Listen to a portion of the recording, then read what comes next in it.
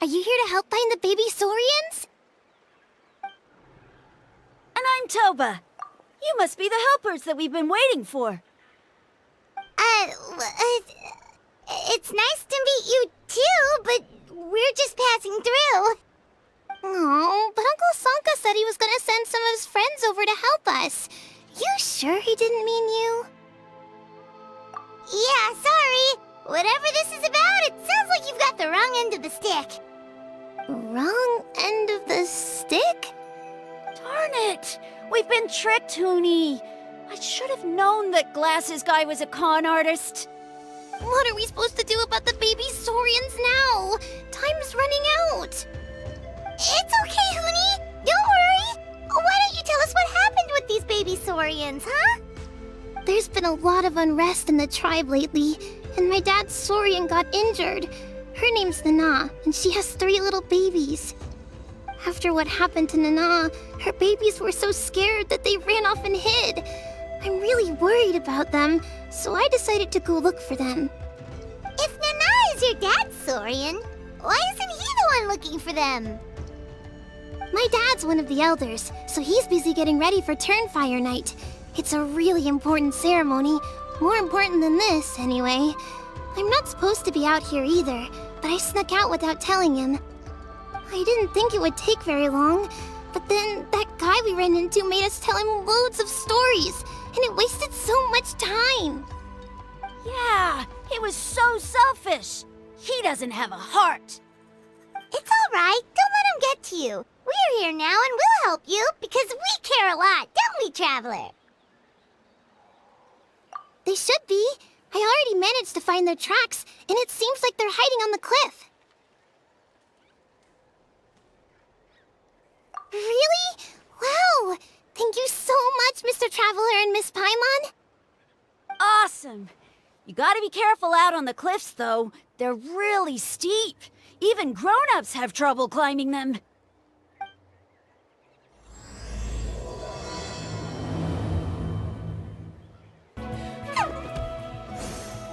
We found them!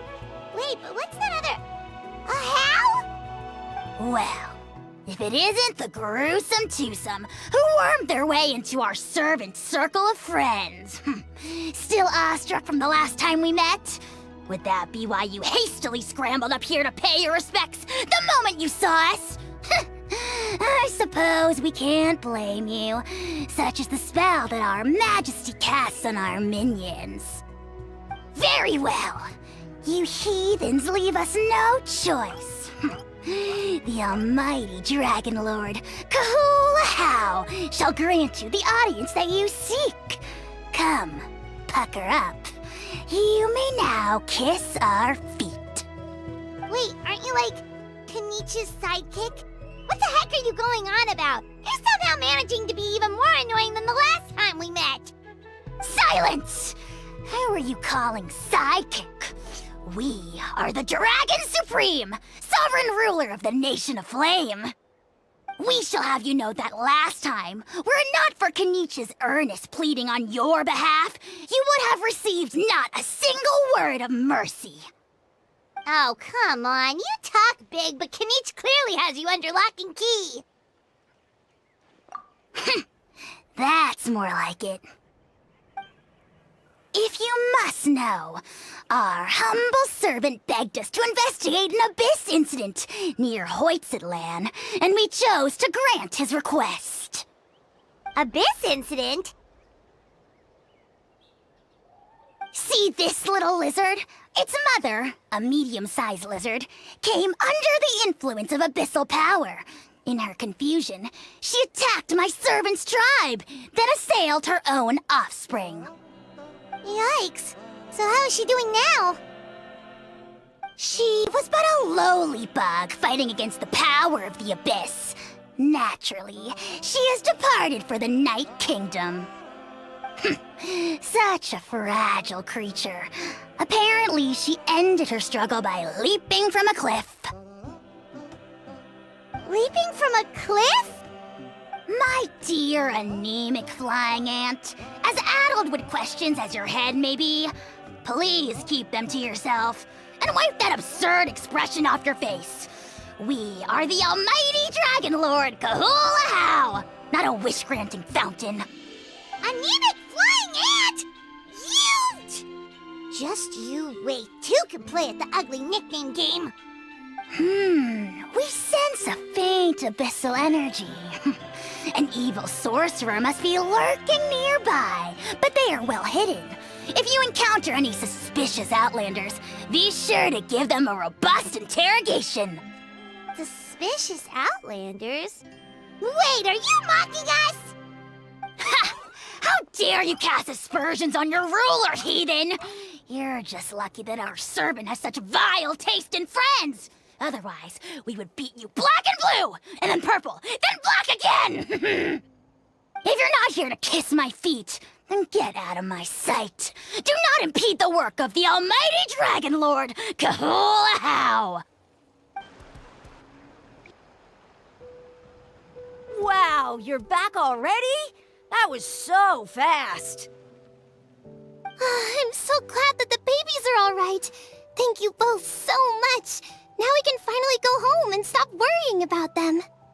You're welcome. Piece of cake! You're not from Natlan, right? Because your clothes look different than ours. Hey, you must be tired after all that climbing. You should come take a rest at my house. Yeah, please come. I promise you'll get a big Scions of the Canopy welcome. We love having guests, and you're really nice people. Not like Glasses Guy. By the sound of it, Glasses Guy wasn't from Natlan either, right? Uh-huh. Well, his clothes sure weren't. You know what? Now that I think about it, there was something really fishy about him. Really? Maybe he was the suspicious outlander that Ahau mentioned. Sure, if you're interested. Oh, let me think. How did the conversation go again? Oh, please, mister. I've told you so many stories already. When are you gonna help me find the baby Saurians? Just one more story. One more, I swear. Why don't you tell me more about that ball of fire? I heard that there was a huge transparent ball of fire that used to burn 500 years ago, 1,000 years ago, maybe even further back than that. Oh, you mean Turnfire. That's where the ancient name Mollypo comes from. Oh, wow. So it was the origin of an ancient name. That's impressive. Uh-huh. There's a story behind every ancient name. The legend goes that the Turnfire first appeared in the era of the Grand Alliance. It was used by the tyrant Och Khan to rule over Natlan and oppress anyone who opposed him. Turnfire is different from normal fire. If you get set on fire with it, you'll feel horrible burning pain from behind you, but you won't die from it right away. And whatever you do, you mustn't turn back to look at it. Why? What happens if you turn back? As soon as you turn around, poof! You get burned to a crisp. Well, good golly gee. I mean, it's one thing to singe someone's clothes, but burning people alive? That is a big no-no in my book. Right? How nasty is it to burn someone from behind and not even let them turn around to look? Och Khan really was an evil tyrant. Yes, shocking behavior. Now, let me guess. Eventually, a valiant hero came to save the day? That's usually how these stories go. Good guess, Uncle Glasses. Seems like you really know your stuff. The hero was called Yupanqui. He's the ancestor of our tribe. Yupanqui was friends with Och Khan the Tyrant, and also Shibalanke, the first Pyro Archon. He was working as an ordnance officer for the Grand Alliance at the time. He didn't like how Och Khan was such a cruel tyrant, so he stole the Turnfire and threw it at the Ochkon's army. The soldiers couldn't defend against it, and they all got turned to ash. And that's how our ancestors set our people free. But just as he was about to leave the city, he thought he heard Ochkon calling out to him from behind. It caught him off guard, and he turned around to look. But Ochkon wasn't there. All he saw was a city burned black, an army in ruins, and giant flames reaching up into the sky. A split second later, the flames he saw burst out from inside his eyes and swallowed him up. All it took was a single glance. As soon as he looked back, he was burned to a crisp. The question is, was this the price he paid for stealing the Turnfire, or the price of turning back? Nobody knows the answer, but the fire that consumed Yupanqui burned more fiercely than any other. It burned for 100 days until it burned a hole right through the ley lines. And then, the flame dropped into the deathly dark Night Kingdom, where it still burns to this day. The grown-ups say that it lights up the path that leads to the next life. But for the dead to be reborn, they have to accept the flames and be purified by the fire first. It's like a final look back at your life, where you have to answer for everything you did. Anyway, that's the story of Yupanqui's Turnfire. Ah, a fine parable indeed. So, is it true? Is it really possible to find this fire in the Night Kingdom? I don't know. I think it's just a story. Either way, I assume this name has been passed down in your tribe ever since? Sure has. It went to Burkina, the hero that we celebrate on Turnfire Night. But that was 500 years ago. Yeah, and now it belongs to Kinich. So we often call him Malipo Kinich. Kinich, huh? All right, Uncle Glasses, that's enough stories. Now, can you please go find the baby Saurians for us like you promised? I would, but doesn't the legend of the Turnfire teach us not to look back? Let's not go dredging up the past. Tell me more about this Kinich guy. One more story, I swear. Starting now. No? Careful, Toba. You look dangerously close to cursing me out right now. Tut tut, we can't have that. Cursing is for grown-ups only. Uncle, you'd better not be trying to trick us, or the Turnfire will get you when you die. How would it get me if I'm outside of Natlan? Uncle Glasses isn't from here, you know. Unlike you. Huh? Wait, is that?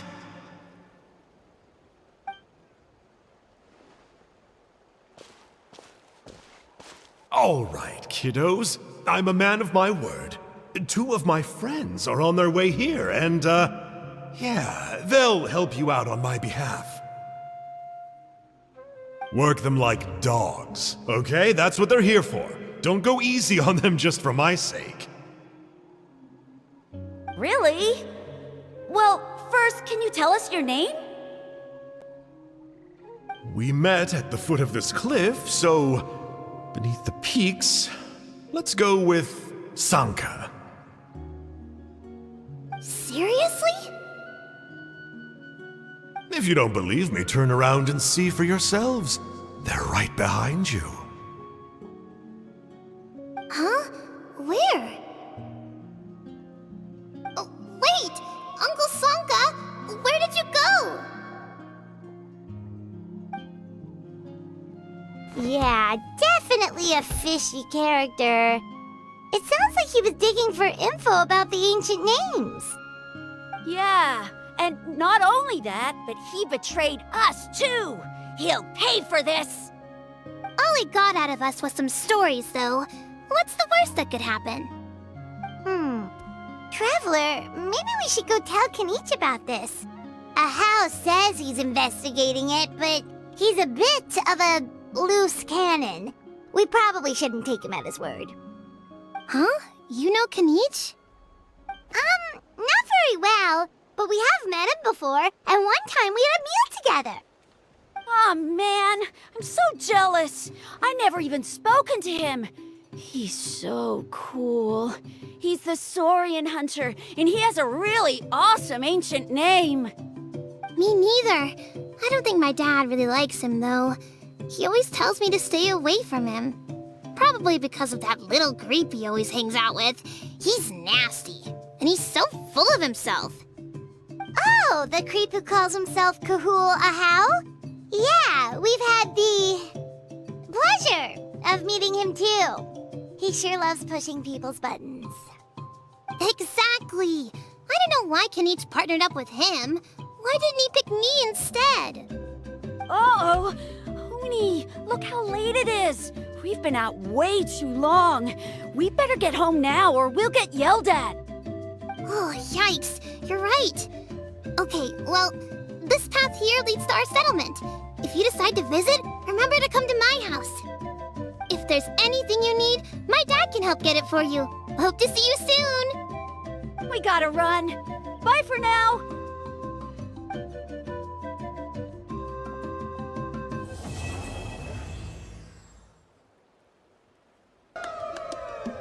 Huni, what were you thinking going out by yourself? Don't you know how dangerous it is? It's okay. Toba helped me. And we met some kind strangers who helped us, and... Kind strangers?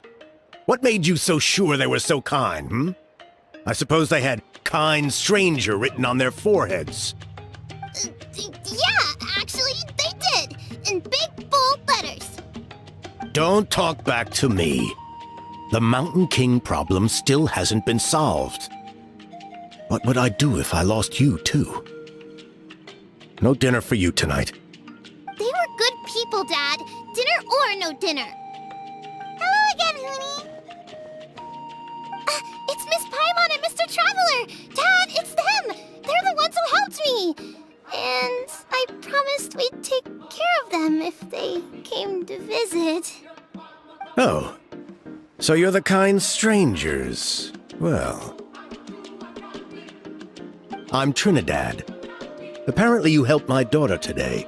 So if there's anything you need, just ask. As an elder of the Scions of the Canopy, I've got some influence around here. Now, I trust that you're sensible people who know better than to take advantage of their host's generosity. 1 million mora! At least you're a straight shooter. I can respect that much.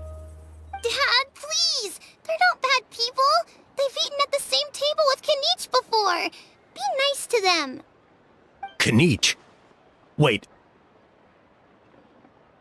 I heard that 2 mysterious travelers from afar helped the Pyro Archon to solve the crisis our nation was facing. Are they you? And Paimon's the other.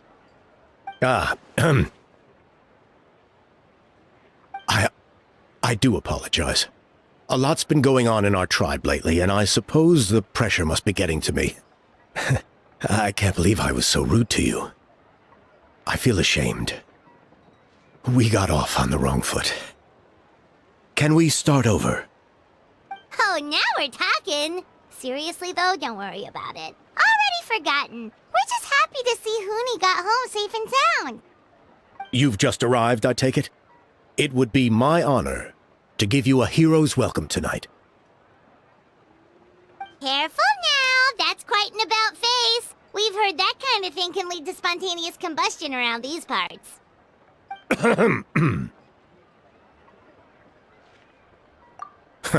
My dear traveler, you are very perceptive indeed. Go inside now, Huni. Dad's got some important business to discuss. Okay. Look after Mr. Traveler and Miss Paimon. They're very special guests. Well, we'll hear you out, but we can't make any promises that we'll be able to help. This is a matter of utmost importance. Please allow me to explain. For many years, our tribe has celebrated the Turnfire Night. It is a traditional ceremony among the Scions of the Canopy, in which we remember our ancestor, Burkina, and his companion, Kangamato, the Mountain King. Burkina was a hero who bore the ancient name Malipo, and Kangamato was a powerful Yumkasor warrior. Together, they fought against the Abyss. They were victorious, but it came at a great cost. Burkina paid with his life. The Mountain King survived, but was contaminated by the Abyss, and he remains in hibernation to this day. Normally, Yumkasors never live longer than a century. It's possible that the Abyssal power is responsible for his unnaturally long lifespan. That's right. The Mountain King is a living symbol of our glory, but even this glory comes at a price. The abyssal power inside him is highly sensitive, and when it is disturbed, he awakens and flies into a blind rage, attacking anything that moves. So besides the ceremony, another important part of Turnfire Night each year is cleansing the abyssal power inside the Mountain King, so that he will remain sound asleep. Even though you helped us to solve the Abyss crisis, the destabilizing effects of the disaster have made it increasingly difficult to keep the Mountain King in hibernation. Only 5 months have passed since the last Turnfire Night, and he's already showing signs of instability. Has he woken up again? He has. We managed to contain the situation by performing a makeshift ceremony right away, but it was a close call. He could reawaken at any moment. Also, he attacked and wounded my companion, Nana, during the ceremony. She became contaminated by the Abyss as a result. And We heard. Such a tragedy. We're really sorry for your loss. yes, and Nana wasn't the first. Anyway, right now, we're preparing for an exceptional Turnfire Night ceremony, and we need to find a suitable flame bearer. From what I've heard about your adventures, I believe you'd be perfect for the role. Of course. Plus, he's a bona fide hero who's inherited the Malipo name. Oh, you mean Kinich? Yes, he's the one. A hero worth his weight in gold. And unfortunately for us, he's all too aware of that. No prizes for guessing what he said when I asked him to host a Turnfire Night outside of the annual schedule. An exceptional ceremony? I'll have to charge an exceptional price. I swear, no other concept exists in that boy's brain. I'm not the one to usually talk about people behind their backs, but I'm convinced the Y-Up got hit on the head and took a wrong turn the day it chose to give that ancient name to him. Have you ever heard of a hero whose mantra is, "What's your asking price?" Oh, and don't get me started on that insufferable how he hangs around with. Thinks he's God's gift to mankind. Pompous fool. Yeah, Paimon has to agree on that last part. Anyway, the fact is, the ceremony can just as easily be done without him, as long as we find someone else. And besides, you two seem like much better candidates, huh? So what do you think? Wonderful! I can't thank you enough. Honi was right about you. You have kindness in your hearts. Come with me to the other side of the mountain. I'll bring you up to speed on each step of the ceremony. As experienced warriors, I'm sure you'll pick it up in no time.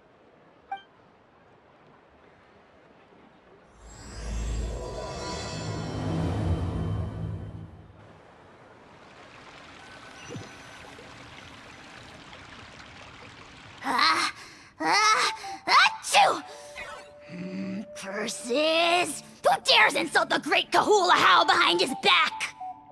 Oh, great Kahul Ahau, bless you. Shut your filthy mouth, worm of the abyss! Your putrid words defile the air we breathe. You make the almighty Dragon Lord, Kahula How, sick to the stomach! Speaking as a member of the Abyss Order, that's music to my ears. Exactly the kind of reaction we're going for. But on a personal level, I gotta say, it's pretty hurtful. Ugh, never have we heard such brazen blustering from someone who is inches from death! Up yours, Four Eyes! We spit in your face! Okay, well, that I am at a loss to explain. How do I manage to stay so chirpy and cheerful? I can only guess it's some kind of powerful magic. But I digress. Mr. Kinich, I admit it, you, sir, are a legendary hunter. Still, the only reason you caught me is that I was reluctant to run away.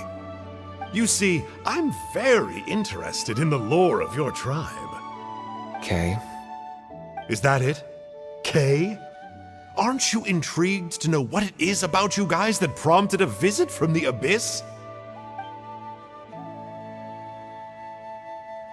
It's the extreme sports! The other day, I narrowly avoided getting hit by a very brave soul who just leaped off a cliff. I think you call it bungee jumping? Anyway, I was very impressed. That is what I call embracing the spirit of adventure. Look, I even did a painting inspired by the bravery and freedom of the scions of the canopy. You scum-sucking swine! I swear, if you go bungee jumping, it'll be without a rope! Head first off the tallest cliff, with a band of hunters on your tail, and nowhere left to run, and a bottomless cesspit waiting for you on the ground. You say that, but I get the sense that Mr. Kinich isn't planning to take my life right now. On top of that, I'm tired of spying on you from afar. So why don't we just negotiate a comfortable operating distance that works for both of us? I've heard that the most important thing in human relationships is to respect each other's boundaries. What do you say, Mr. Kinich? Or you could tell me what it is you're really after. What? And then I'll name my price. There's still some residual abyss contamination. No surprises here. No doubt that explains the Mountain King's recent activity. See those torches over there? Those are sacred flame offshoots that we requested from the Stadium of the Sacred Flame. They contain the power of the Pyro Archon. Are you saying that the Sacred Flame and the Turnfire are the same thing? For ceremonial purposes, at least. Sending someone to the Night Kingdom to retrieve the legendary Turnfire isn't exactly an option. More to the point, though, the Sacred Flame is able to burn away abyssal filth. So that's why we use it in the ceremony. Gotcha! So basically, we just need to clean up the filth with the Sacred Flame. That's one part of it, yes. But the complete ceremony is a bit more complicated than that.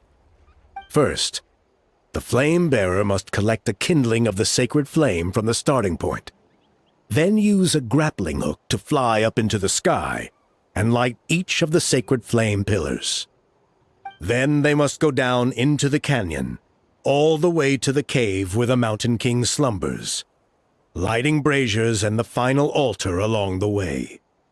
The most skilled flame bearers can accomplish all of this without touching the ground once. As much as I hate to admit it, Kinich is capable of this. Wow! He can do all that flying without ever falling to the ground? Well, of course Paimon can. It'd be much harder for you guys. Ha! Well, don't worry. It's not a requirement of the ceremony. You're allowed to touch the ground. The only thing you're not allowed to do is turn back. The flame bearer must always keep moving forward. You can't skip a pillar, then come back to it after lighting the next one. To do so would be to disrespect our ancestors. So, what actually happens if you do turn back? Surely the fires don't just go out. Well, if you're not careful, you might get burned. What about today then? Does the same rule apply? Oh no, don't worry. Today is just a practice.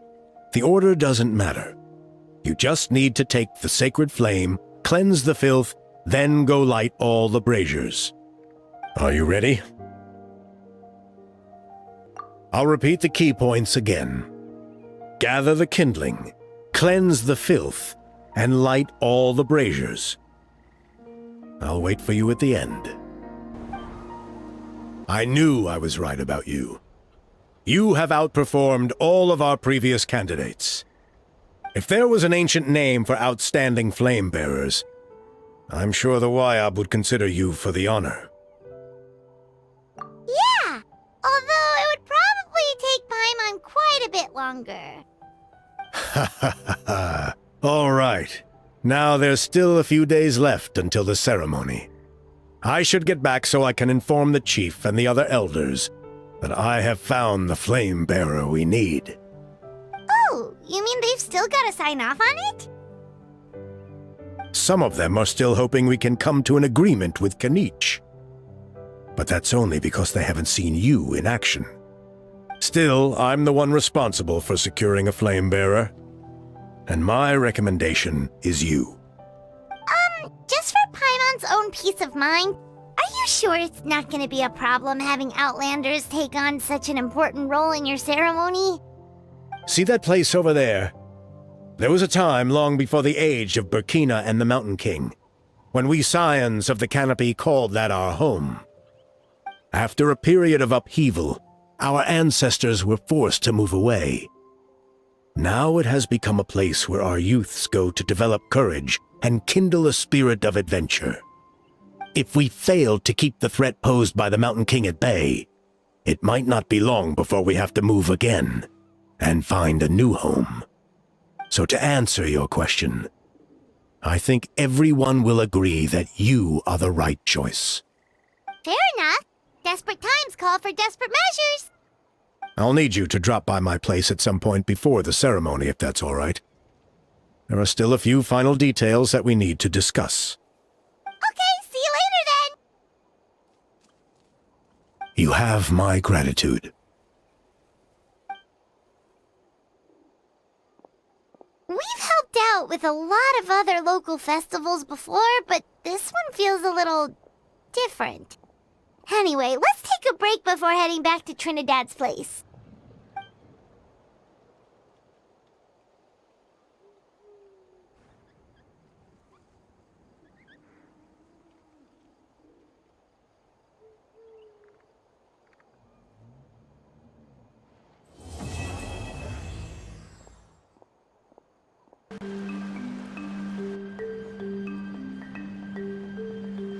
Traveler? Paimon? Kinich! Fancy meeting you here! We've actually been looking for you. I'll get straight to the point. I hear you accepted a proposal from Elder Trinidad. Oh, the, Turnfire Knight, you mean.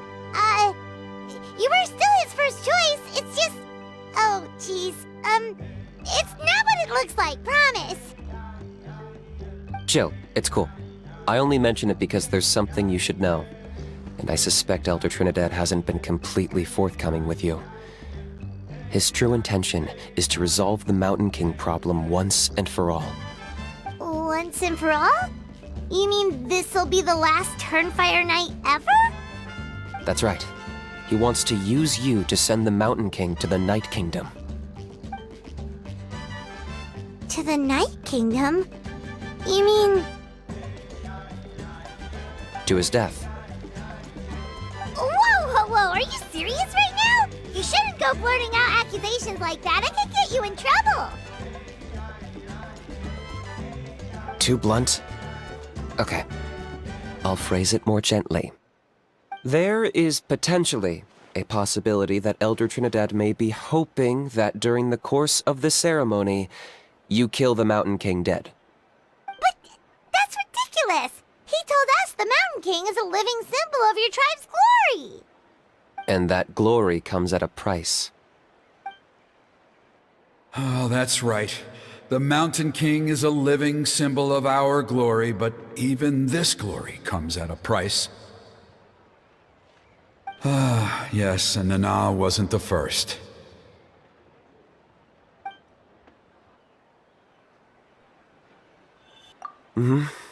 She likely won't be the last to lose her life either. Still, is killing the Mountain King really the only way? It seems so extreme! The Mountain King is a unique case when it comes to abyssal contamination. It's eaten away at him for so long that it has consumed him entirely, and the damage is irreversible. That evil power has both driven him insane and kept him alive over the centuries. So, to look at it one way, once it's completely purged from his body, the Mountain King will finally be able to rest in peace. In past ceremonies, we've only purged around half of the abyssal power. This was to strike a balance, to keep him alive, but also keep him asleep.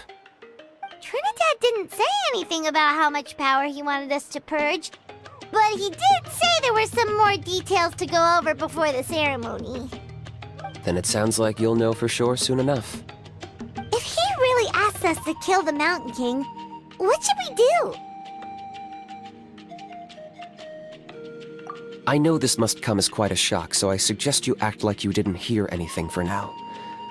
But would you have time to visit the chief after your meeting with Elder Trinidad? I'd like to make a deal with you. What kind of deal? One that comes at a very reasonable price. I'm sure you have plenty of other questions, but we can talk more later. Good. See you soon.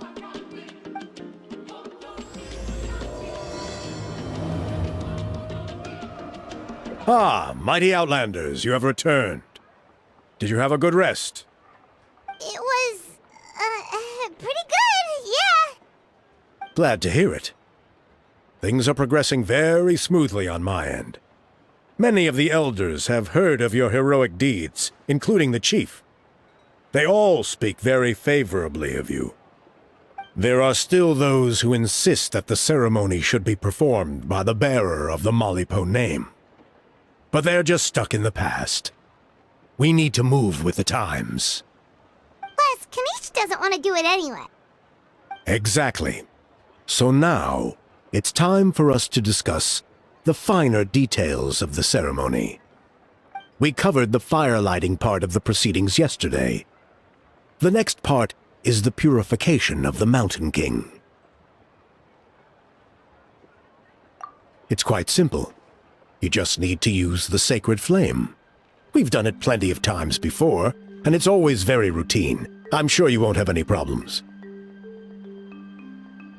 One point I'd like to stress, though, is that you need to burn away as much of the abyssal energy as you possibly can. The more we dispel, the longer the Mountain King will remain asleep.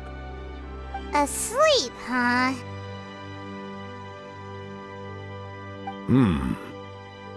Precisely. In previous years, the Flame Bearer has often been unable to dispel a sufficient amount of abyssal energy. That's the only reason why we have to perform the ceremony on a regular basis. But I understand that you have a lot of experience fighting against the Abyss. And you seemed to wield the sacred flame quite effortlessly yesterday.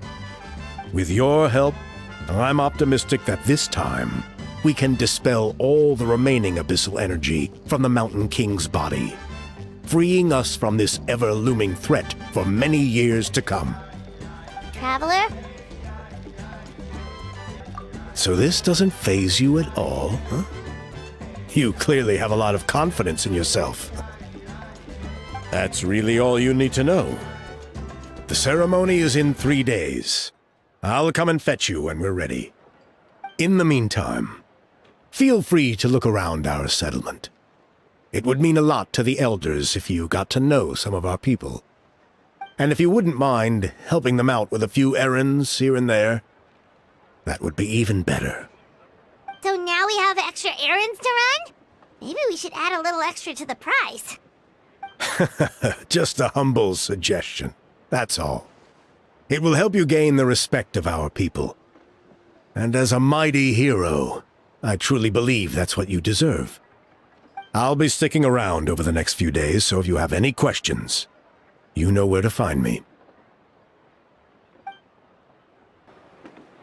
Huh, you're here.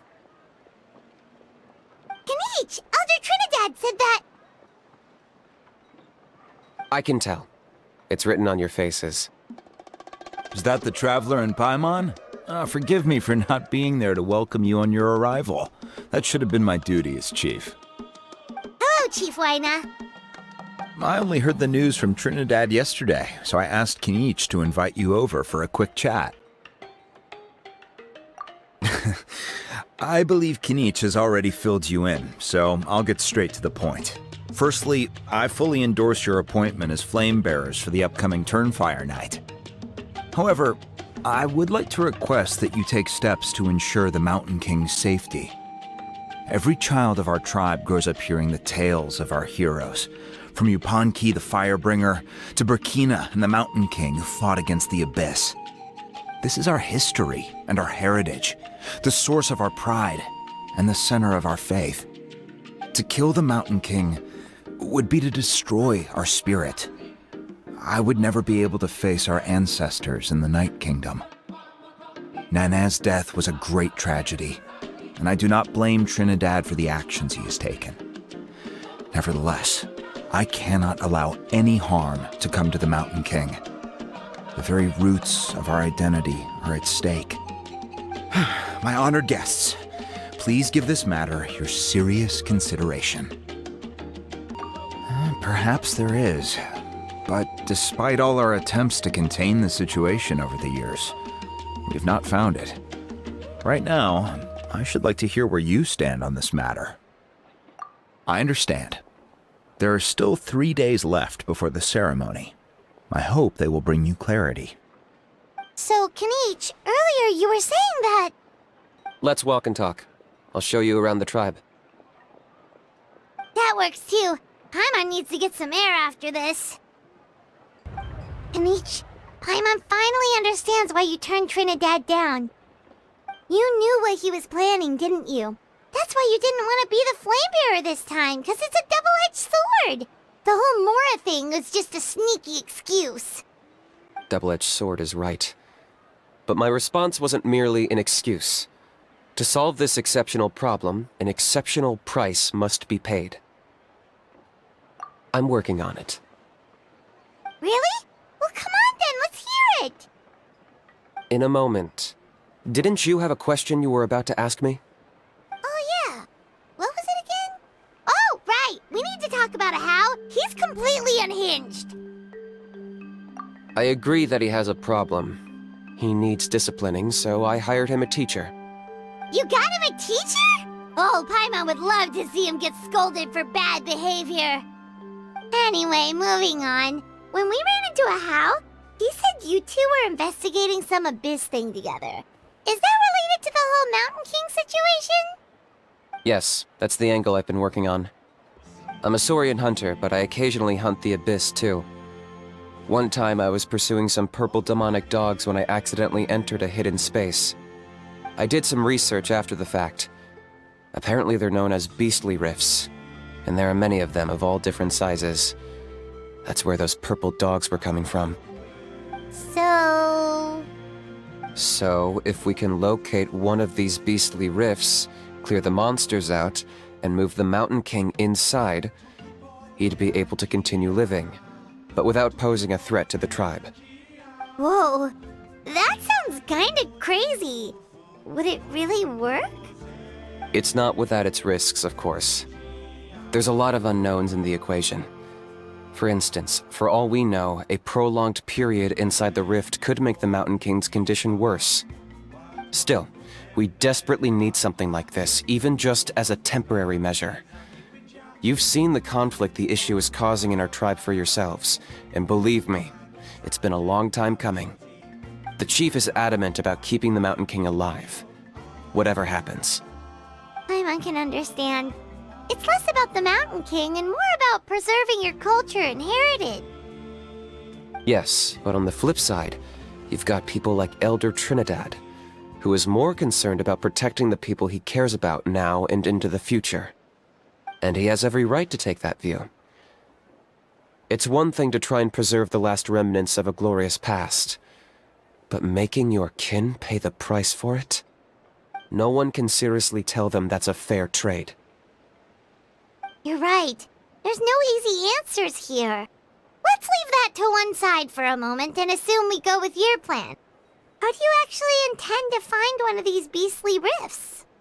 Because at least in our experience, the dogs open the rifts when they want to attack us, not the other way around. I think I know a way. You have any better ideas? Not at the moment, but it just feels like using the power of the Abyss for our own ends isn't gonna end well. After all, the Abyss is what turned the Mountain King into a monster in the first place. People are gonna think you've lost your marbles. If it doesn't end well, then that's the price we pay. Everything in the world comes at a price. Even when Yupanqui, the Firebringer, stole the Turnfire, it cost him dearly. The Mountain King's erratic outbursts have brought tensions within the tribe to a boiling point. Unless this gets resolved quickly, everyone will be stuck in a stalemate. Alright, so what's this deal you wanted to make with us? We're hardly experts on exploiting abyssal power. All I need you to do is keep people away from me. I'm getting harassed on a daily basis by people trying to convince me to be the flame bearer. I can't afford to waste all my energy dealing with them. If you help me out, there'll be a gift for you in return. Ooh, what kind of gift? Something well worth your while, I'd say. Just keep doing what you've been doing. Integrate yourself with the tribespeople, so everyone comes to terms with the fact that we have a new flame bearer.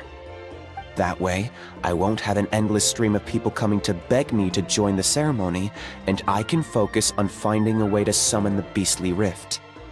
Then, when the day of the ceremony comes, we'll move the Mountain King into his new home. Still sounds pretty crazy.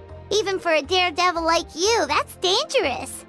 And even if it works, what if neither Chief Lina nor Elder Trinidad are happy with it? Have you thought about what you'd do then? At least the two of them would finally be on the same side of the issue, leaving only me on the opposing side. The tribe needs leaders like them far more than a Saurian hunter for hire like me. Can I take that to mean that we have a deal? For sure. And who knows, maybe we'll come up with an even better solution to all of this in the next couple of days. Great. Well, for the next couple of days, please spend some time among the tribe and lend a hand wherever you can. I'm sure everyone will be swept off their feet when they meet our new flame bearer. Good luck to us both.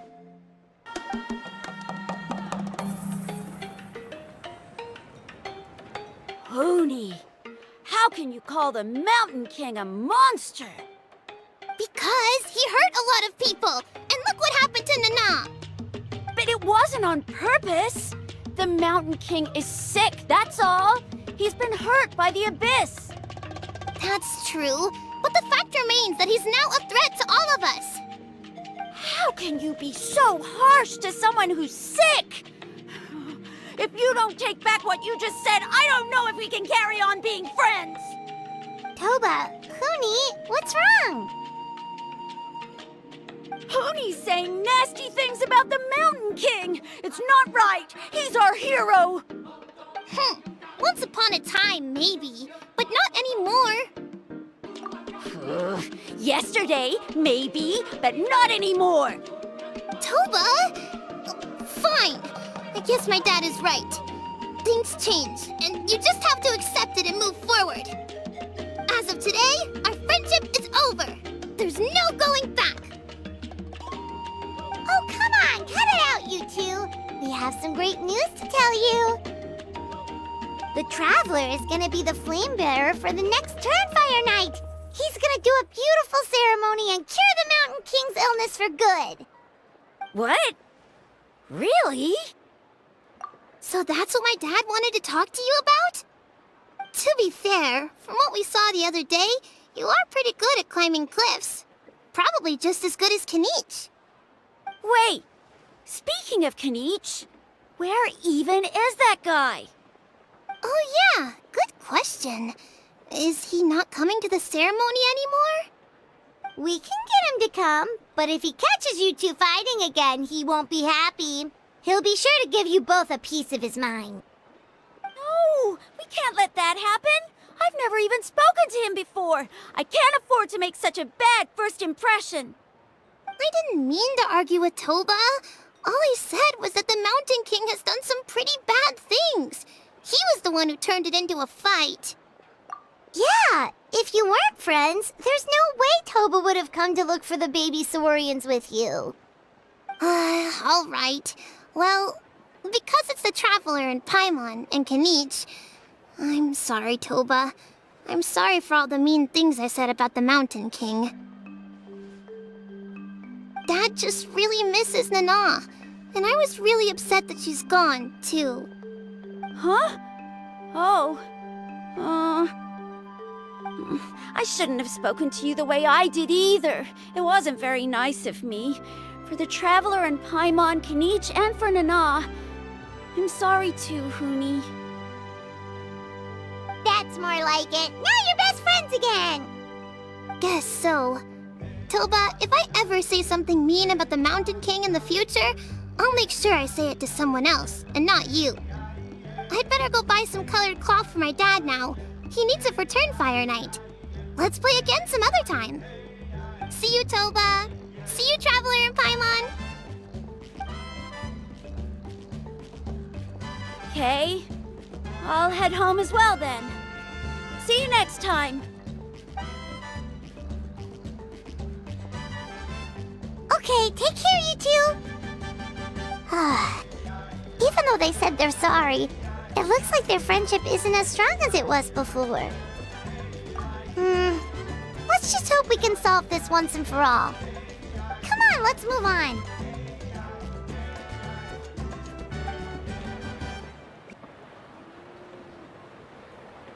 Hey there! What's happening here? A rehearsal for the Turnfire Night dance. Ooh, there's a dance involved? Paimon wants to learn too! You don't know it?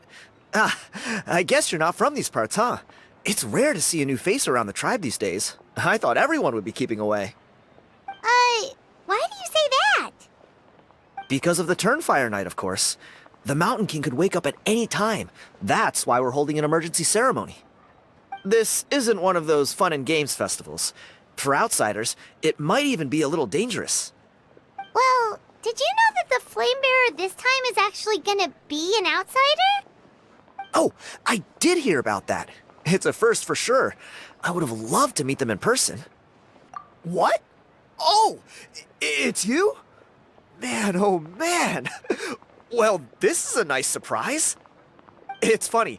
I was just thinking that I'll probably miss out on meeting the new Flamebearer since I'm not taking part this time around. Then suddenly, there you are. Must be my lucky day. You're not taking part in the Turnfire Night? How come? You're not an outsider too, are you? You must be joking. Watch this.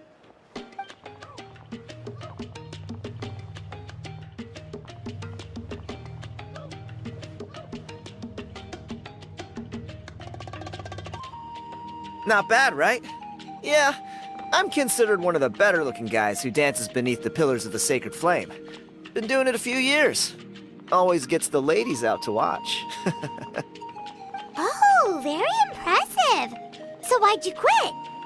Well, I feel like the whole Mountain King situation is getting more and more precarious. It's just not safe here anymore.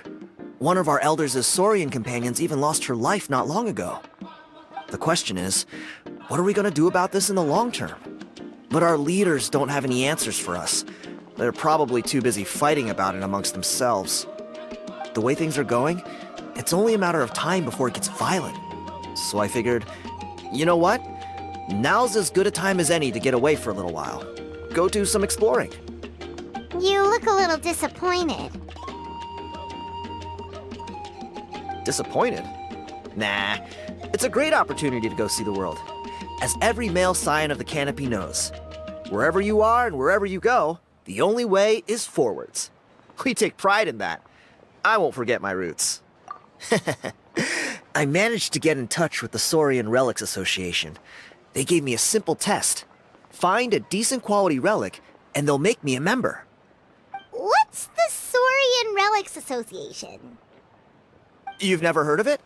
It's a group of amateur history enthusiasts who do research on the ancient Saurian era. They're all about collecting relics and remnants from that age. Speaking of which, the guy who was Flamebearer before you, I've heard that his Saurian buddy comes from that time. A how? A how's a relic from an ancient Saurian civilization? Oh, yeah, him. So you know those two already, huh? Then, do you know how they met? It was deep inside some mysterious ruin, and they signed a contract there. The association folks say that the kind of contract usually comes with a huge hidden cost. Really? That sounds ominous. Who knows? But if it's true, Kinich can probably handle it. He knows what he's doing with weighing up contracts and costs and stuff. I doubt he'd make a contract that doesn't benefit him. Strangely enough, I actually happened upon a strange mural a while back, and it looked to me like it was depicting a Saurian and a human involved in some kind of Saurian-era contract ritual. Oh, does that count as a relic then? You bet it does. I was all ready to go take a picture of it and use that as my entry ticket to the association. But after all the abyssal activity recently, I heard that area's been overrun by monsters. The best laid plans, huh? I'll just have to wait and see if things improve. Or... you look like you know your way around a fight. I don't suppose there's any chance you'd be able to help? If all you need to get is a picture, that should be pretty achievable, right? The Traveler deals with monsters all the time. It's a piece of cake. Wait, you're seriously gonna help me out? Come on, it's no big deal. Compared to some of the things we've been roped into before, this is nothing. Pyro Archon above, you two have hearts of gold, you know that? You're the kind of people who could dive into the Turnfire deep in the bowels of the Night Kingdom, and it wouldn't burn a single hair off your head. Of course it is. All right, come with me. I'll show you the way.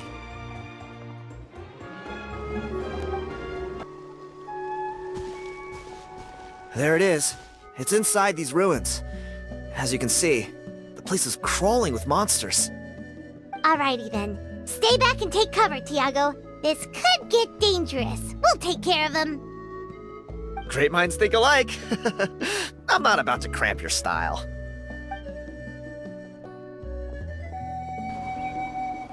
Whew.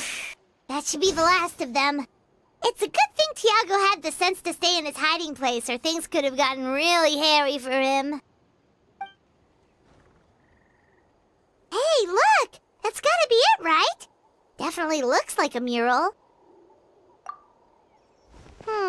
True. Now that you mention it, most ancient murals take up a whole huge wall. This looks more like someone with a paintbrush got bored and started doodling. It does match the story he told us, though. There's a Saurian and a human. So, is that supposed to be what an ancient contract ritual looked like? Whatever. We're not here to decipher it. Just photograph it. You've been robbed? Oh, Ponche. And I thought my luck was bad. Oh, I put blood, sweat, and tears into that, and now I've got nothing to show for it. Some gap-toothed goon stole it from me.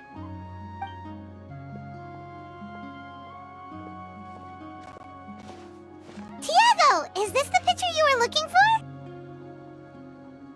Let me take a look. Yep, that's the one. Pyro Archon above, you two are superhumans. Hey, Ponche, come and say hi to these guys. They're gonna be the new Flamebearers, and they're tough as nails. Wait, are you the Traveler and Paimon? Huh? You already know each other? I don't think so. My nephew Toba's been telling everyone about you. He says you're crazy strong, super friendly, that you helped him out, and that you're gonna be our flame bearers this Turnfire night. so you're Toba's uncle. Great to meet you, sir. Sounds like we managed to make a bit of a name for ourselves. Toba's not wrong, my friend. These two are honestly some of the nicest, most genuine people I've ever met. Everyone speaks incredibly highly of them. Seriously, if you're comfortable telling them about what happened, I guarantee you they'll sort it out in no time. Really?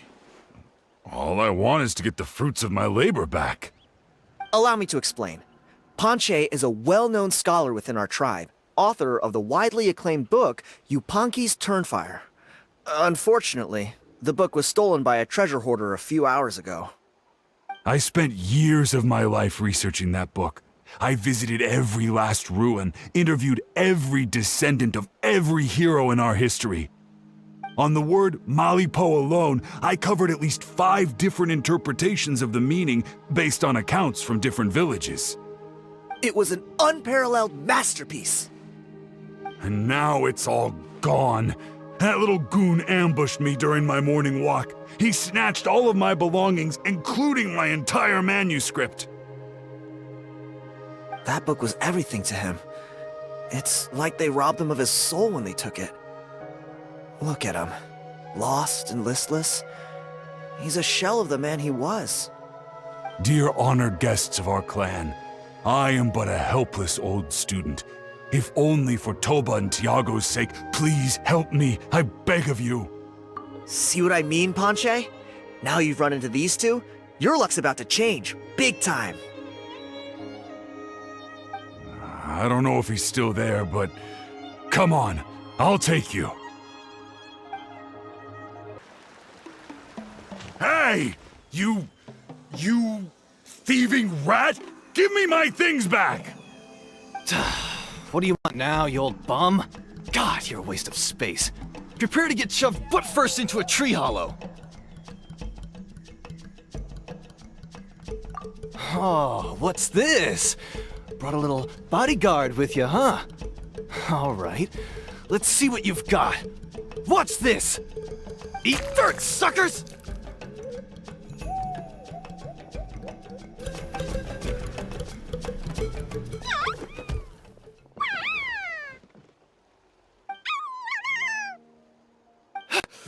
Where did these Yuvkasaurs come from? Get away from me, you monsters! Oh, the baby saurians are blocking his path! Stop, please! By all the warriors, heroes, gods, and kings, I can't run any longer! Please, I don't have your stuff anymore. Have mercy! Oh yeah? Well, where is it then? I threw it away! You threw it away? The old bum's bag didn't have a single mora in it. Just a tatty old book, worn out pens, and some old rags. All that time lying in wait was for nothing. I was so mad I just threw all of it away. Is that really the truth? Okay then, where did you throw it away? The same place you found me. Look, I swear on the Pyro Archon it's the truth. May all my worldly possessions be turned to ash by Turnfire if I'm lying. Okay, that's a pretty strong oath. What do we do now? It sounds like he's telling the truth. Right, let's hope nobody gets to the book before we do. We'll never get it back then. Although the Turnfire is a heroic symbol in Huitztlán, it always comes with the more ominous implication of eventual tragedy. This holds true for all bearers of this ancient name in recorded history. Each one of them died of non-natural causes, as if the specter of the Turnfire was always lurking in the background. This appears to suggest the existence of some higher power that is always watching the name-bearer, examining their actions, and eventually demanding payment in return. None can escape this payment, unless, perhaps, they could honestly swear by Turnfire to never make a single mistake in their entire life. Yupanqui's Turnfire. What an incredible work on ancient name philology. I can't believe it was just lying there for me to take. Let me see. The author is Ponche. Nice. A gentleman and a scholar. Silence, book muncher. The great Kahula will suffer your droning voice no longer. Do you truly find no joy at all in perusing such rich historical records? Joy? What joy is there in this pointless drivel? Well, it makes a pretty shocking prediction. Every bearer of the ancient name Malipo eventually meets a grisly end. Maybe that's the price you pay for the name that means price? What? You're saying Kinich will die a violent death? So I'll finally get to take over his body? When will that glorious day arrive? The great Kahula demands to know! Wow, you are just irredeemable, aren't you? An agent of chaos down to the core. You make us Abyss Order folks look like saints in comparison. Silence, maggot! To presume that anyone compares your kind with the great Kahula is sheer vanity. And if that day ever comes, oh, your doom will soon follow. You don't need to lecture me about Doomsday. Here's what I know, based on countless historical texts. All civilizations will be reduced to rubble by the passage of time. From ancient kingdoms, to heavenly thrones, to worlds beyond, there are no exceptions. But from the ruins of every civilization, the dust will rise and never settle, thus transcending the confines of time. That dust is what we call a civilization's spirit. And you, great Kahula How, are one such speck of dust from a bygone age. I've paid dearly for the chance to observe you up close. Now, let me take a good look at you. We'll see whether any memories of that age still remain inside you. We're so sorry, Mr. Ponche, but we couldn't find your manuscript anywhere. Does that mean all of my hard work was for nothing? You gotta stay positive, Ponche. You might have lost the book, but the brains behind it are still intact. Surely you remember the main points at least? The whole reason I worked so hard to get it finished before the Turnfire night is because I hoped that maybe it might help us find a way through these trying times. But now, well, not exactly, but I thought my research might at least be a starting point. Oh, really? So what did you find out in your research? I think the key to all of this lies in the power of Malipo. Ponche, you know as well as anyone that ancient names don't hold any real power. Symbolic power doesn't count. You're right, but Malipo may be a special case. Given that it first arose in the era of the first Pyro Archon, it might contain remnants of Xbalanque's power. Yeah, I remember that story. My grandpa told it to me when I was a little kid. Maybe you're the special case. Most kids stop believing in that stuff by your age. I'm not talking about childhood superstitions here. There is evidence. Like what? Like the fact that the Mountain King is still alive. Everyone attributes that to the power of the Abyss. But there's more to it than that. The key factor is that Burkina summoned the power of Malipo at the cost of his own life. If you don't believe me, then answer me this. How many other creatures can you think of who lived longer, not shorter, after being contaminated by the Abyss? Traveler, different situation but similar idea. Doesn't this remind you of the hilly... So, I came to the conclusion that Malipo must refer to some mysterious ritual involving a tit-for-tat exchange. It began with the first Pyro Archon, fell with the Grand Alliance, then was buried in the Night Kingdom. And now, It awaits the call of its new bearer. Hey. Sorry to interrupt, Ponche, but you seem to be getting a little overexcited. I'm sorry. I was originally planning on presenting my findings to Kinich. I'd hoped he would be attending the upcoming ceremony. Sounds to me like you dreamed up one fanciful theory to support another. Kinich, what are you doing here? I more or less finished what I was doing, so I came to have a quick catch-up. Now a good time? Kinich! I'm onto something. I haven't worked out all the details, but you have to attend the Turnfire Night. So Mr. Ponche here has done a lot of research on the history of the Turnfire, and thinks he might have found a way for you to solve the problem. I'll be there, Ponche. Let's go.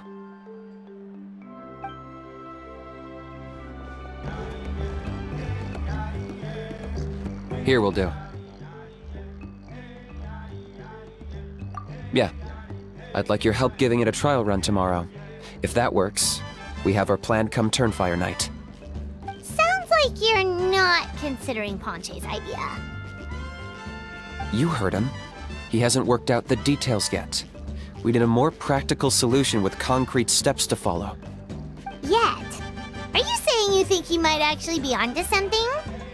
I think it's possible, based on something I know about the war 500 years ago. Burkina didn't fall to the abyss. He was killed by the Mountain King in an episode of madness. In his final moments, Burkina made the fateful decision to not fight back, and instead pass his blood and power on to the Mountain King. Maybe he thought the Mountain King was stronger than him, and more valuable to the tribe. Or maybe it was just out of loyalty to his friend.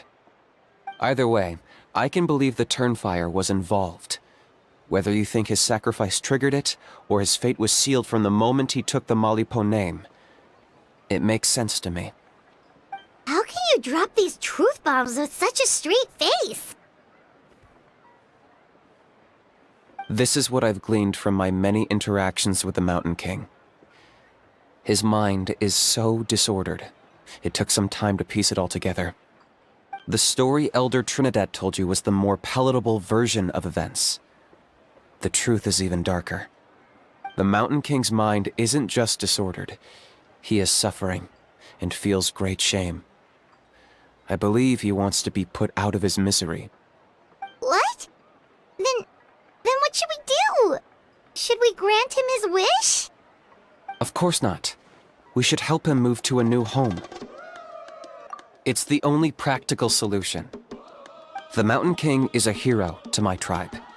An object of worship, even. Ending his life would be like desecrating a statue. Still, he's been the cause of multiple disasters, and we can't afford to have any more. Ugh. Practical solutions hurt Paimon's brain. Can we follow our hearts next time? Then let's break for the day. I've already found a suitable venue for tomorrow. You're here. Very punctual. Oh, so the gruesome twosome come crawling back. Here to make amends after the gross irreverence you displayed last time? Very well. The almighty Dragon Lord Kahula shall grant you the audience that you seek. Now pucker up and kiss our feet. Kinich, didn't you say you found him a teacher? He's just as out of control as ever! Hey! No one gets to discipline the almighty Dragon Lord Kahula. No one! Maybe because I've never had a gentle-natured companion like Paimon to compare against. Is that a compliment? Yeah, I see what I'm missing out on now. And it's a lot. Kinich! We could drown this measly flying ant in one droplet of spit! How dare you compare her to the almighty Dragon Lord Kahula? Oh, just wait till I possess your dead body! I will commit heinous atrocities! Tear down your legacy! Destroy your reputation! Wreak havoc on your... Ugh.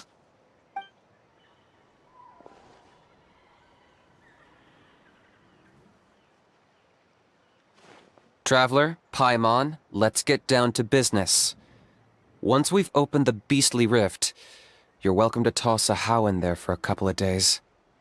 With pleasure. You don't need to ask twice. I got my hands on this device in a trade. It's meant as bait, but it'll also stabilize the abyssal energy. The Rift Towns will tear through space to get to this. Once they're here, we take them out and claim the rift for ourselves. You'll find out soon enough. First, let's try this out.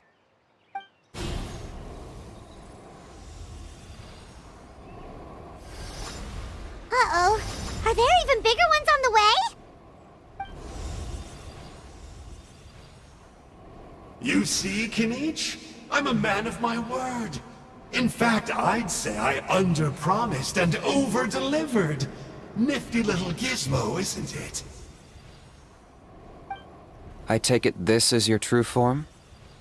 Now that our deal is complete, it's time to start the next phase of our relationship. I made a promise to the great Kahula How, and now I'm here to seize your body for his use. Cliché, I know. The hero's trusted partner sells him out to the abyss in a shocking act of betrayal. Cue bad guy speech and drawn-out death sequence. Huh? Angel? Huh? Huh? What are you two doing here? Oh, Mr. Kinich, this is not what we agreed on! Traveler, this is the gift I got you. I know you're looking for intel on the Abyss Order, so I thought he might be of use to you. But it looks like you've already met. Yikes. Frosty reception. Gotta say, I kinda pictured this moment going a little differently. Tears of joy welling up in your eyes as you say the words, "It's good to see you again, old friend." Don't be ridiculous. Sounds like you've been reading too many romance novels. There we have it. Change is inevitable and nothing lasts forever. What a pity. Well then, time for you to meet the new me. This time, please call me Sanka. Sanka! Aha! So you're the glasses guy! You tricked Huni and Toba into telling you a bunch of stories! What does it matter? A name is a superficial label. It's what's deep down inside that counts. And I've shown you the deepest parts of me. That would explain a lot. Why else would you show up here and start acting like a wise guy? You looking for a fight? I'll pass. I do rather like you, as I've said before, but my one quibble is that you really don't know your own strength. Wait, of course! You're the one behind all the recent Abyss activity! Let Paimon guess, you've been provoking the Mountain King too! Haven't I told you before? I'm not part of the inner circle who do our Highness's bidding. My interests are far more low stakes. I spend my time digging for truth in ancient doodads and books. You really think a benchwarmer like me is capable of more than that? I investigated him. He's not connected to the recent events. Just happens to be in the area. So, I struck a deal with him. He helps me summon a rift. I allow him to do some historical research. But that's all over. And now Kinich wants to hand me over to you. Well, I was hoping this would be an opportune moment to whisk away his body. That would have given me some more time to study the great Kahula How. But now I've run into you, which is just my luck. Or maybe I've incited the wrath of the Turnfire, and this is the price I have to pay. But I don't understand. What did I do wrong? Wait, does that count? Let me think. No, you are the worst of the worst! Colluding with the Abyss Order against Kinich? How could you betray your partner? There is no betrayal. The almighty Dragon Lord Kahula How is a partner to no one. Don't worry, I told him to act as bait. Yes, and you should have picked a bigger fish. The Abyss Order? Ha! What a joke. Not even a match for our lowly servant. I put up with this toad croaking for days, and it was all for nothing. It looks like your disciplinary measures have been less than effective, Mr. Enjo. What did you expect? Behavioral rehab isn't really our thing. Otherwise, we might as well change our name from the Abyss Order to the Abyss Boarding School. The abysmal disorder would suit you better. Kinich! Dispose of him! He is of no further use to us! Traveler?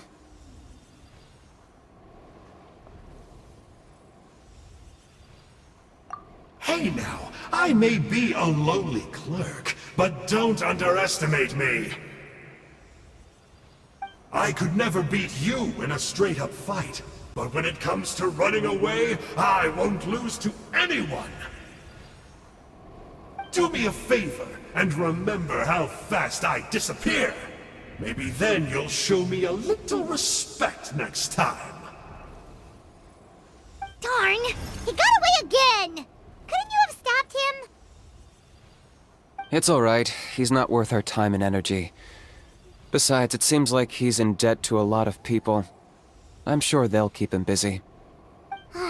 If you say so.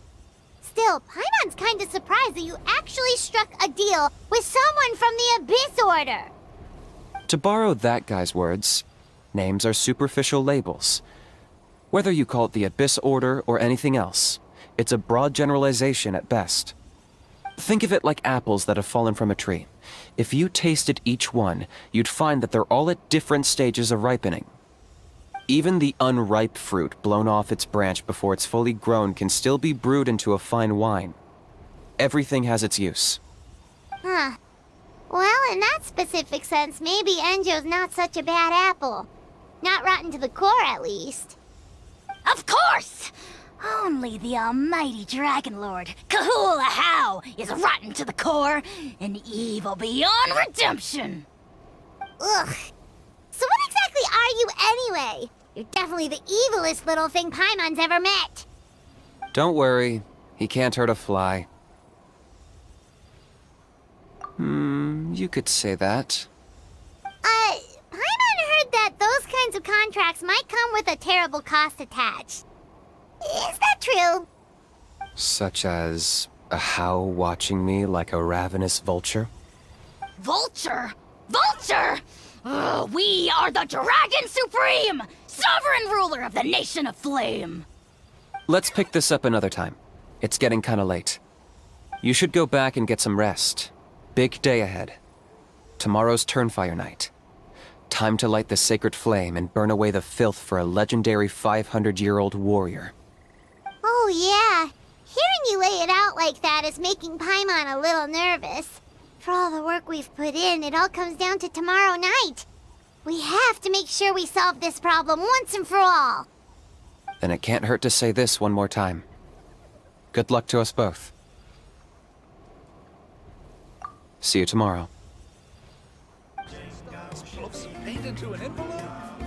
Ah, at long last, you're back. I hear that you've done much for our people these last few days. Everyone has nothing but praise for you. Many young people have heard the rumors too. They're all eager to meet our new flame bearer. Well, they won't have to wait for long. It's almost time for the ceremony.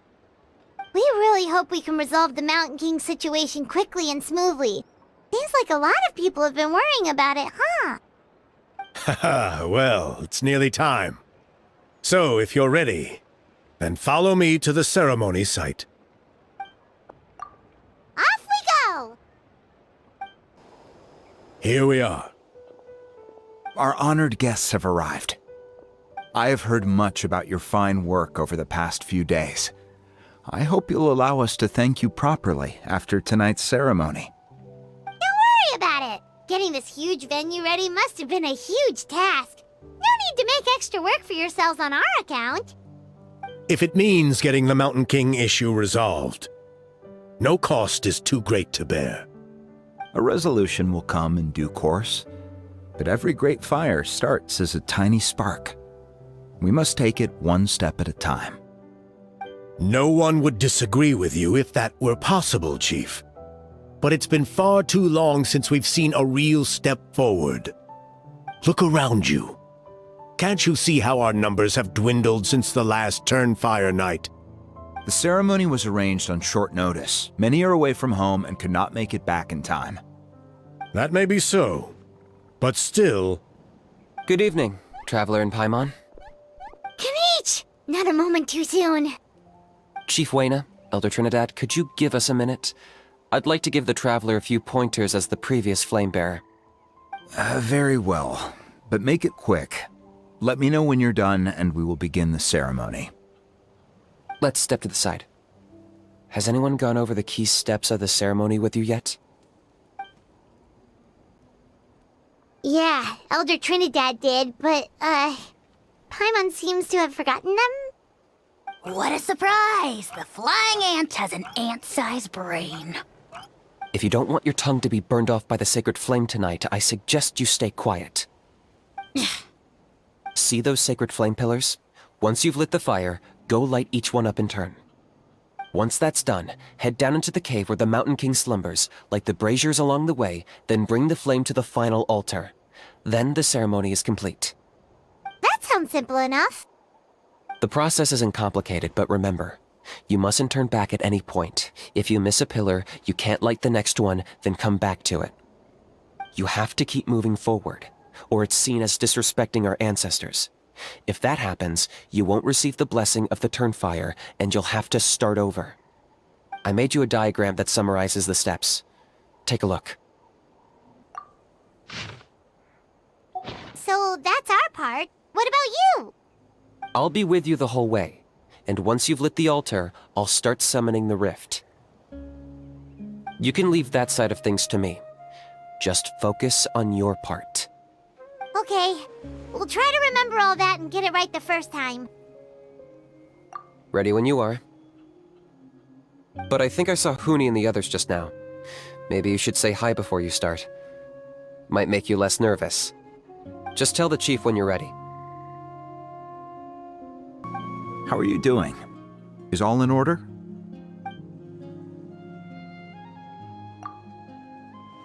I'm counting on you. Don't forget what we talked about. By past fuel and present flame, life marches ever on. My brothers and sisters, the time has come to light the fire once again, and let the Turnfire night shine bright in Huitztlán.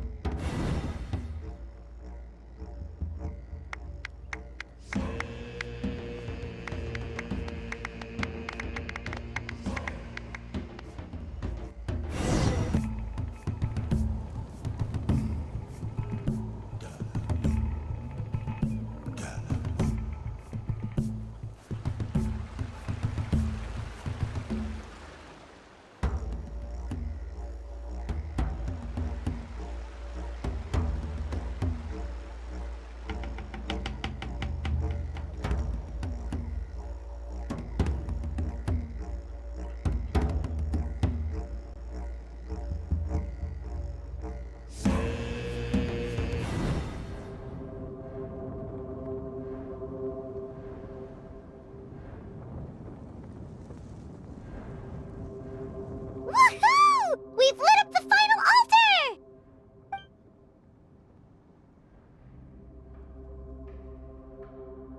That's the Mountain King up ahead, right? That's him.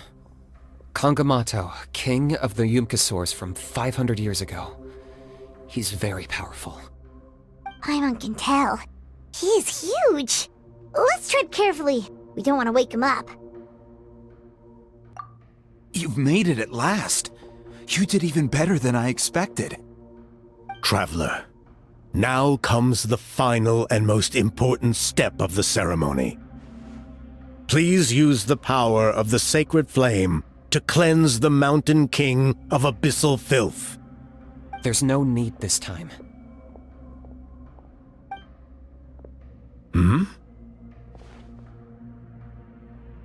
Such strong abyssal power. What is that thing? Kinich, what is the meaning of this?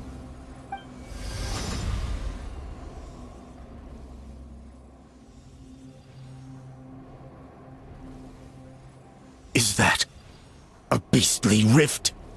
Chief Wyna, Elder Trinidad, this is about to get a little dangerous. You should step back. What do you think you're doing? Solving the Mountain King issue. You mean by having him torn to pieces by rift hounds? No, stop! We can't let that happen! Foolish Locust! Can't you see? We're trying to shove your Locust King into the beastly rift! But... I'm sorry, Chief Wyna and Elder Trinidad. This is the only way. Can you promise me that no harm will come to the Mountain King? I can't guarantee it, but I'm fairly confident. Traveler, this is not what we agreed on. You must cleanse the Mountain King of every last trace of abyssal contamination. Okay, I see what this is. You've been in cahoots this whole time.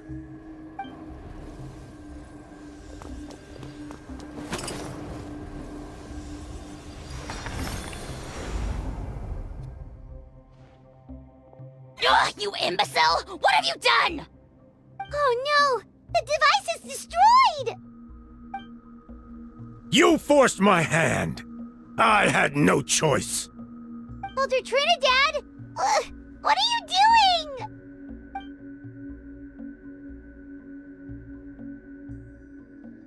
No! The Mountain King is waking up! He will cause even more casualties! Everyone, out! Now!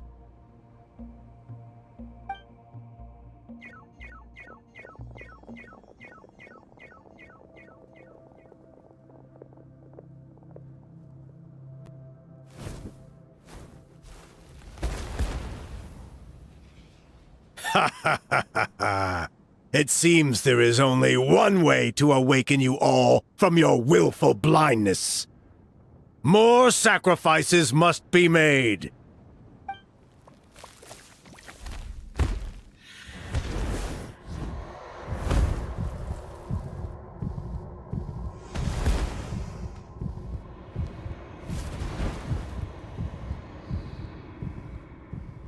Take me, O Mountain King!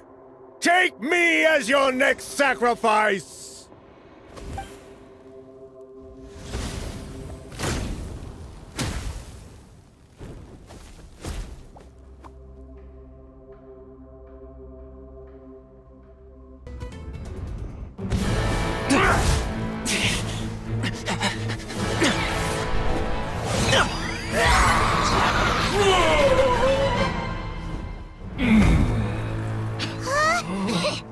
What do we do? We can't open the rift!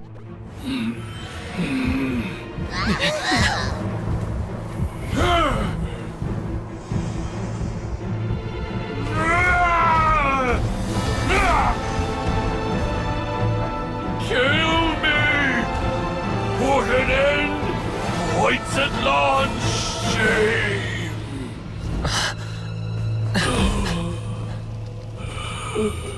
By past fuel and present flame, life marches ever on. Oh, Burkina, I must atone.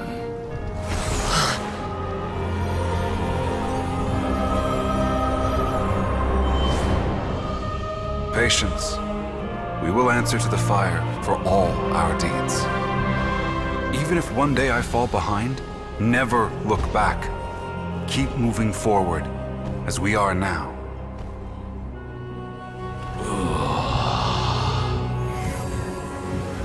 Live with your guilt and shame. This is the price to pay.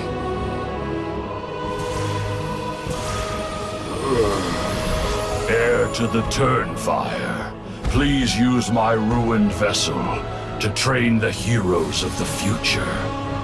The will of Kangamato will march ever on, till the abyss is stamped out.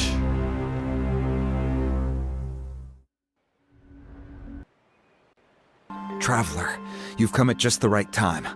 I have some good news for you. Trinidad's condition is stabilized.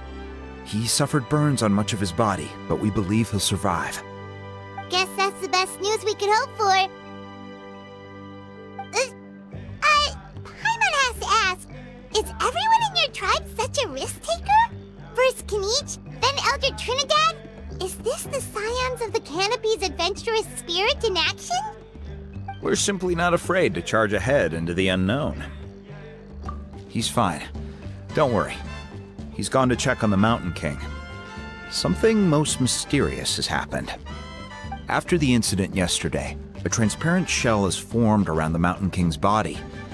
We don't understand the mechanism behind it, but the shell appears to insulate him against the influence of abyssal power. It is somewhat akin to a scab, in that it stops the abyssal energy within him from bleeding out, while also preventing further abyssal energy from seeping in and infecting him. We've never seen anything like it. The tribe's most senior elders believe it was caused when he was burned by the sacred flame, similar to the way burned wood becomes charcoal. I think their theory makes sense. After all, we've never thrown the Mountain King directly into the sacred flame before. Wow. So it's made a barrier against abyssal energy? That's a good thing, right? It's practically a miracle from what we've seen of it so far. It means that the Mountain King's level of abyssal energy is now stable. No longer will we need to perform an annual cleansing ceremony. Wow, that's amazing! I know what you're thinking. The young people in the tribe are already speculating that yesterday's ceremony was a Turnfire night like none other in our history. Because you and Kinich, you summoned the very flame that appears in our ancient legends. A great transparent ball of fire. And that fire is what saved the Mountain King. Whoa! So that was the real Turnfire? I may be the chief of this tribe, but I've only ever known the Turnfire as a concept in our legends. I cannot answer that question. If anyone can answer it, I suspect it would be the bearer of the Malipo name. He is in the Mountain King's cave as we speak. Ah, so Kinich then. Why don't we go see how he's doing?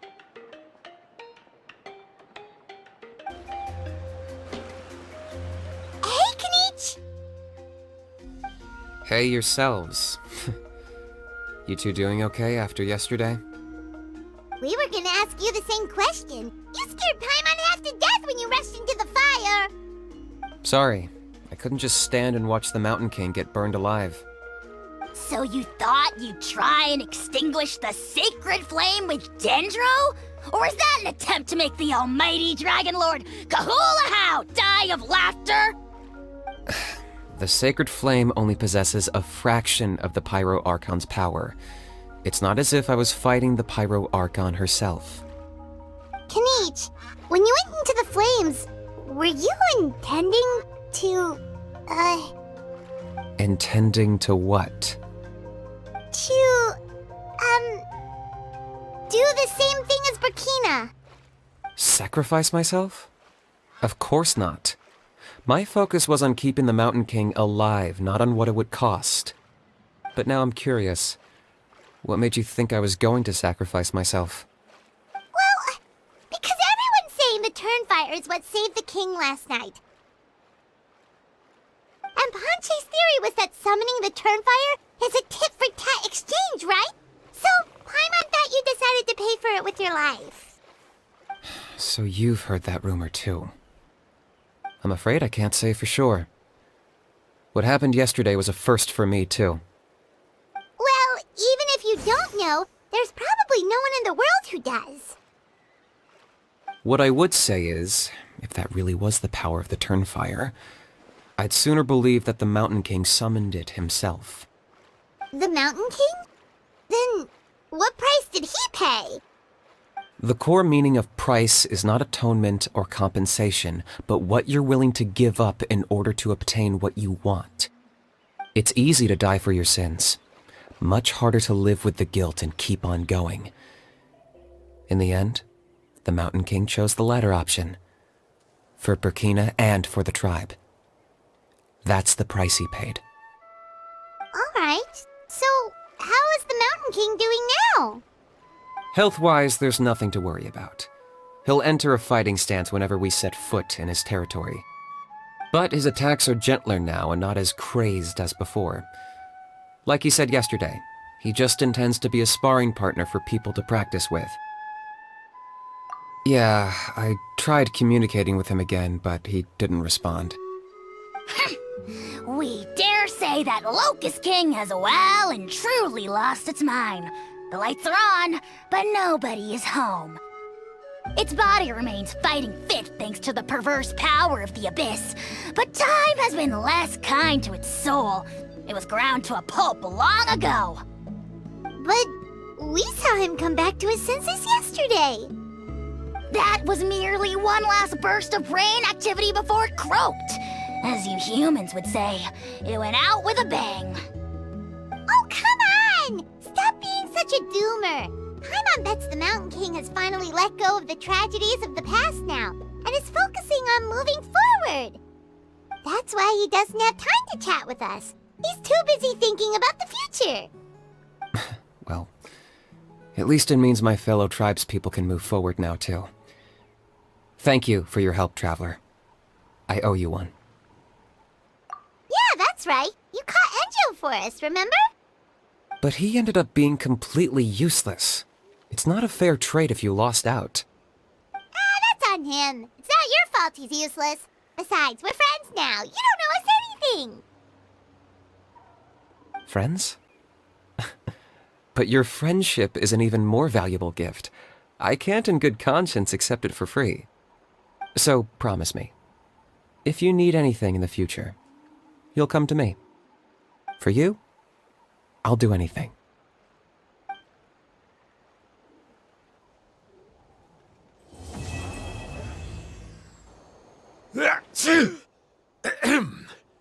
So, in the end, only poor little Huni got the sad ending? Yeah, everyone's happy except me. First Nana, then my dad. Why does everyone in my family have to suffer? Huni, it'll be okay. Your dad will get better soon. Toba, you're my friend, so I shouldn't say this to your face. But it was all the Mountain King's fault. Huh? Now hold your horses, kiddo. If you promise not to fight, Uncle Sanka will tell you a story. Okay, before you roll your eyes out of your skull, I promise you can trust me. I almost got my eyebrows burned off by the turnfire after last time. That's why I came back, to make it up to you. All right, I'll just get to the point. Do you know what Uncle Sanka loves the most about your people? What? Your extreme sports. Huh? On my first day here, I got hit by someone falling out of the sky. I believe you call it bungee jumping? It's a dangerous sport, to be sure, but the courage it took to make the jump impressed the heck out of me. So, I introduced myself to the jumper, we made friends, and I even helped treat her wounds. Oh, such a nice friend. Of course. Anyway, the good times didn't last, because I got captured by a powerful foe, so we had to part ways for a while. In the hands of the enemy, I was scorned, scolded, and nearly given away as a gift. Oh, it was so humiliating. A horrible experience to look back on. Why does Uncle Sanka always have to suffer, I thought. So I feel your pain, Huni. I was in the same position. But in the end, I made it through, and I left all of those painful memories in the past. I even managed to reunite with my friend. Is that it? The moral of the story is to look forward in life, right? Yeah, we've heard that one millions of times. Sorry, Uncle Sanka, but you're not cut out to be a teacher. Very smart, Huni, but not quite smart enough. What I'm trying to tell you is that after I reunited with my friend, I found her injuries were all healed, but she really missed her family. So, I thought you might like to see her too. She's right behind you. Turn around and see. Another trick about not turning back? I'm not falling for that one again. Huh?